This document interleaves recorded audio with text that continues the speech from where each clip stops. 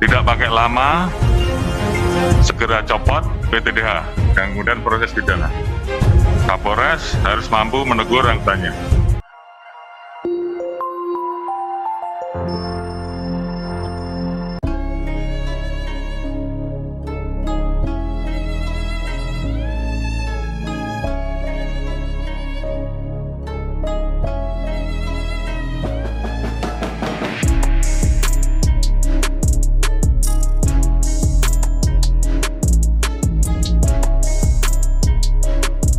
Tidak pakai lama, segera copot PTDH dan kemudian proses pidana.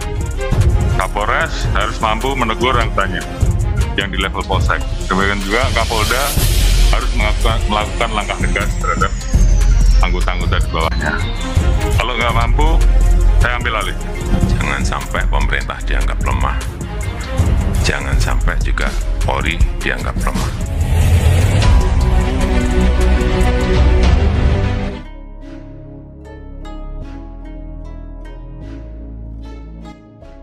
Halo sahabat Taribus TV, welcome back to channel Taribus TV. Baiklah, pada kesempatan kali ini kami akan menyajikan kabar berita artis terbaru, terupdate dan juga berita artis terheboh hari ini. Akhirnya terbukti, 2 oknum polisi ikut terlibat dalam kasus Vina Cirebon. Benarkah? Beginilah fakta yang sebenarnya. Tontonlah video ini hingga selesai agar Anda tak gagal paham. Dikarenakan gambar dan video di dalam video ini hanyalah sebagai ilustrasi belaka. Namun sebelum kita lanjut ke pembahasannya, jangan lupa untuk mensubscribe channel ini terlebih dahulu. Bila Anda suka dengan videonya, jangan lupa untuk memberikan like dan tuliskanlah komentar Anda di bawah ini.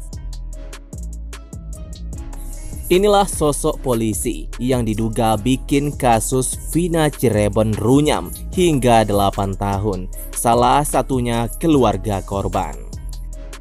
Terakhir, sosok polisi yang bertanggung jawab dalam kasus Vina adalah Kasat Reskrim Polresta Cirebon tahun 2016, yakni Kompol Gali Wardani yang saat itu menjabat sebagai Kasat Reskrim. Kini Kompol Gali Wardani pun diperiksa oleh Propam Mabes Polri pada Kamis 6 Juni 2024 malam. Polda Jawa Barat telah membuka layanan hotline di nomor 0822 11 12 4007 untuk mengumpulkan informasi terkait kasus pembunuhan Vina di Cirebon pada tahun 2016 silam. Upaya ini dilakukan untuk mempercepat penyelesaian kasus yang telah berlarut-larut selama beberapa tahun.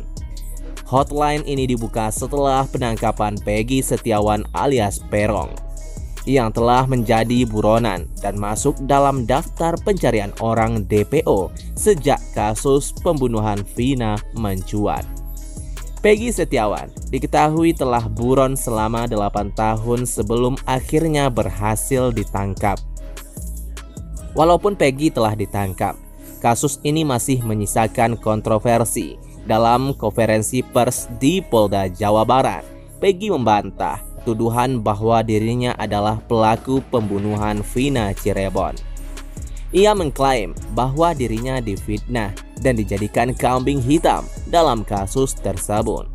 Kabid Humas Polda Jawa Barat, Kombes Jules Abraham Abbas, menjelaskan bahwa kepolisian memerlukan dukungan dan informasi dari masyarakat. Informasi yang disampaikan melalui hotline tersebut harus dapat dipertanggungjawabkan. Kebenarannya, identitas pemberi informasi harus jelas dan informasi yang diberikan harus dapat dipertanggungjawabkan. Informasi yang diterima melalui hotline ini akan dianalisis oleh penyidik dan dipertanggungjawabkan secara hukum. Jules juga menghimbau masyarakat untuk bijak dan bertanggung jawab dalam memberikan informasi dalam kasus Vina Cirebon guna menghargai keluarga korban dan menghindari trauma bagi mereka. Kasus pembunuhan Vina Cirebon yang mengejutkan masyarakat terus berkembang. Kini wajah 3 polisi yang terlibat dalam penetapan Peggy Setiawan sebagai tersangka telah terungkap. Ketiganya memiliki peran krusial dalam penyelidikan yang mengarah pada pengungkapan kasus ini. Sebelumnya, peristiwa pembunuhan dan ruda paksa terhadap Vina terjadi pada tanggal 27 Agustus 2016 silam di Jalan Raya Talun, Kecamatan Talun, Kabupaten Cirebon, Jawa Barat. Vina dan Eki menjadi korban pembunuhan sadis yang dilakukan oleh sejumlah anggota geng motor.